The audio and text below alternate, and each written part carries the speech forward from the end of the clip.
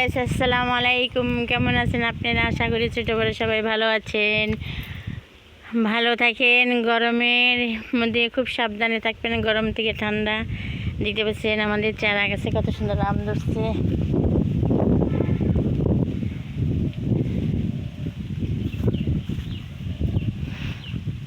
সবুজ সবুজ, বৃষ্টি ঠিক মতো পুকুরে পানি বাঁচবে না।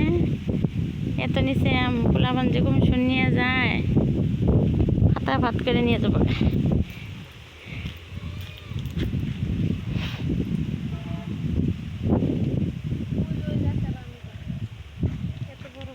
বড় বড় হয়েছে নে,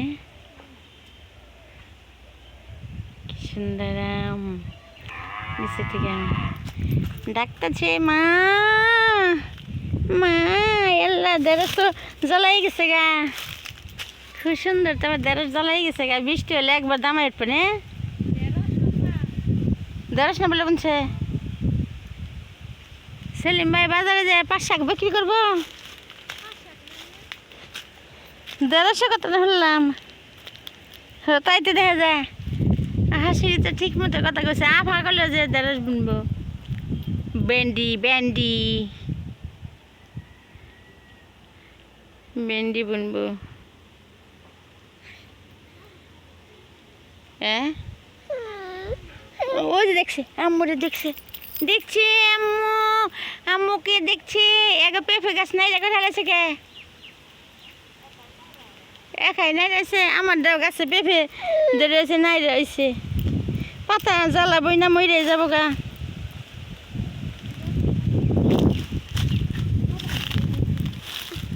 চটমট নিয়ে এলো না, চটমট বিছাইয়া বহারতাম না আমরা তিনজনে।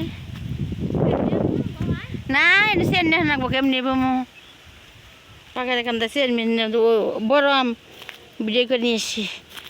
ধান পাকা লাগছে, কি সুন্দর ধান, ধান পেকেছে দেখতে পাচ্ছেন। চতুর্দিকে চকটা সবুজ হয়ে আছে, লাল সবুজ হলুদ সবুজ। ধান পাকা লাগছে,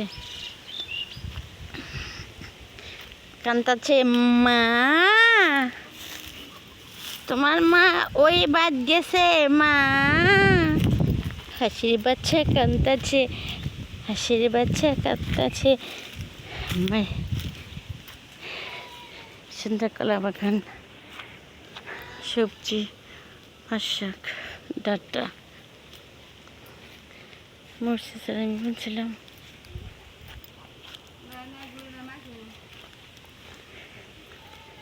গেছে গা, আমার গেছে গা করল্লা গাছ, কচু বাগান, কচু খেতে সুন্দর কচু হয়েছে, করল্লা ধরছে।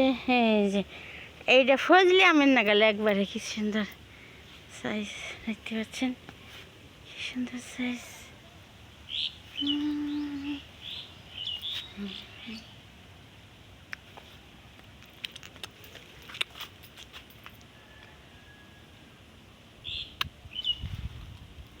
কত বড় করল্লা, করল্লা ধরে রয়েছে।